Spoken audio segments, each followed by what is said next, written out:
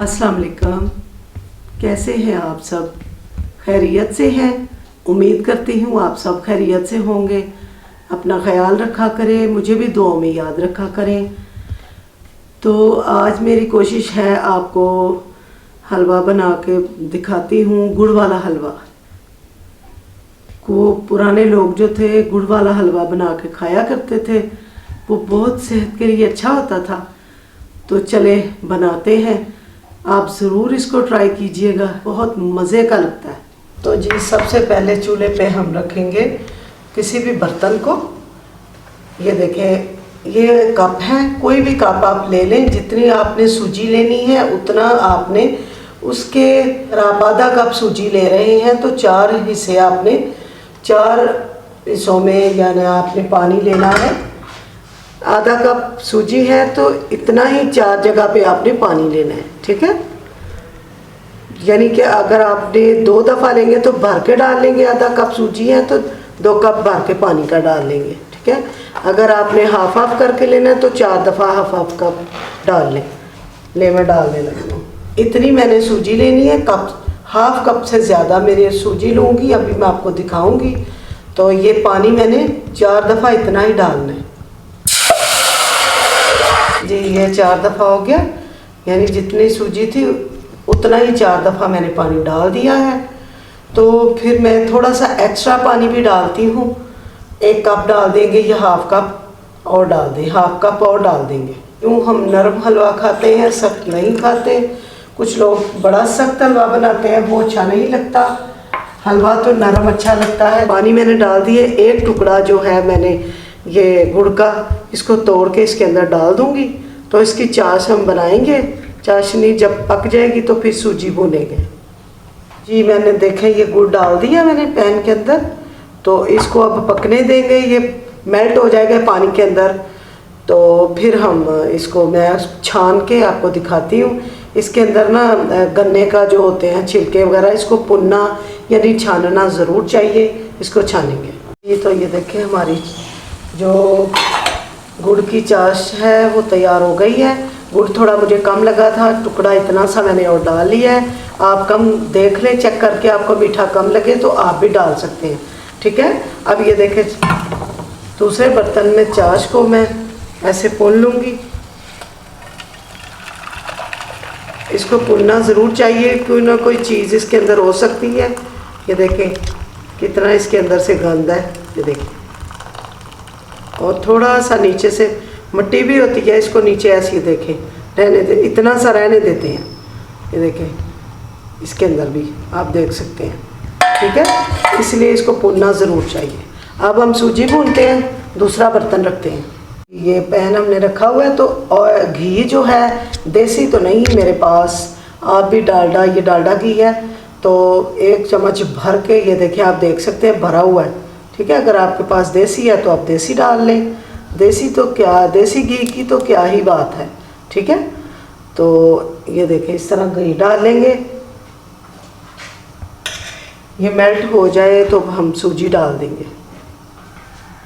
ये देखिए घी जो है मेरा गर्म हो चुका है, इसके अंदर मैं सूजी को डाल दूंगी।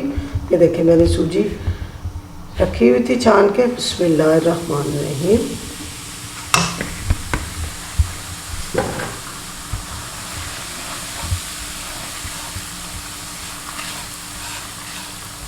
ये देखें घी तो कम हो गया।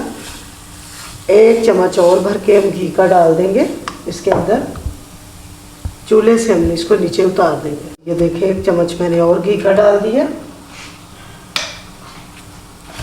इसलिए आपके सामने डाल रही हूँ कि आपको पता चल जाए, अंदाज़ा भी हो जाए, ठीक है।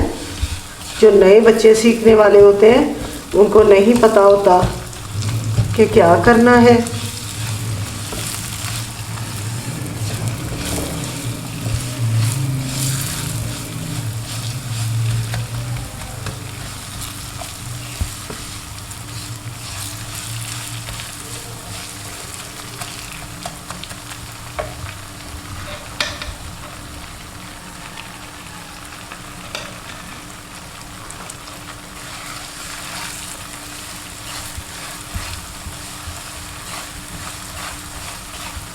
ये देखिए मेल्ट होके घी जो है हमारा मेल्ट होके, तो ये देखें सूजी जो है नरम हो गई है, बीच में भुनने लग गई है।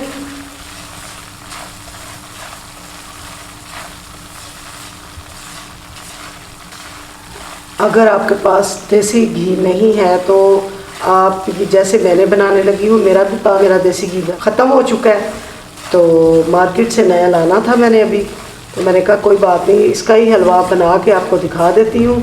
अगर आपके पास देसी घी नहीं तो डालडा घी का बनाएं, और ऊपर से मलाई जो घर में हमने जमा की होती है वो आप चम्मच 2 से 3 भर के इसके अंदर डालें।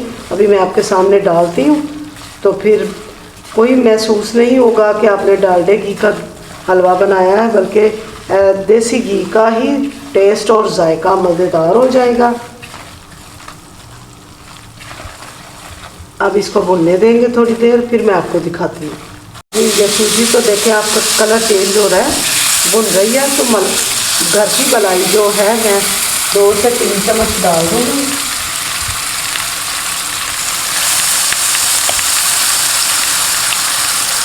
इससे हमारी देसी घी की कमी भी पूरी हो जाएगी और मज़ेदार जायका और हलवा हमारा हो जाएगा।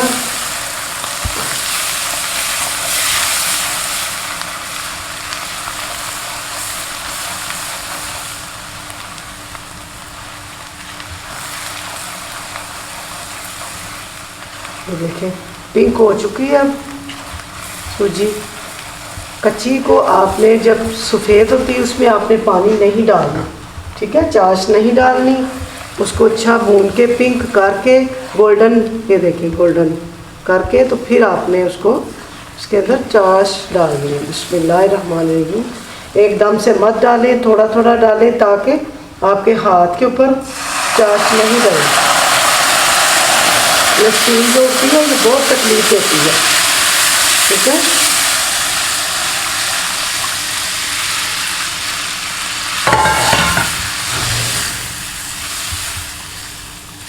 आपको मैं हर बात वाज़िया करके इसलिए बताती हूँ कि आपको कोई परेशानी ना हो, आप अच्छा सा खाना, मज़ेदार सा खाना आप बनाएं। ये चंक्स जो अंदर नज़र आ रहे हैं ये बलाई के हैं, ये बड़े मज़ेदार और देसी घी का जायका भी आ गया और मज़ेदार लगते हैं, ठीक है। आपने हल्का हल्का चम्मच चलाते रहना है और ये मज़ेदार सा हलवा भी हमारा तैयार हो जाएगा। जी ये देखिए हलवा जो है हमारा, आप देख रहे हैं कि किस पोजीशन में पहुंच चुका है, ठीक है। ये जो इसके छींटे उड़ रहे हैं ये बड़े सख्त गर्म लगते हैं, हाथों पे बहुत तकलीफ़ देते हैं, तो बड़े एहतियात से आपने इसको चम्मच चलाना है।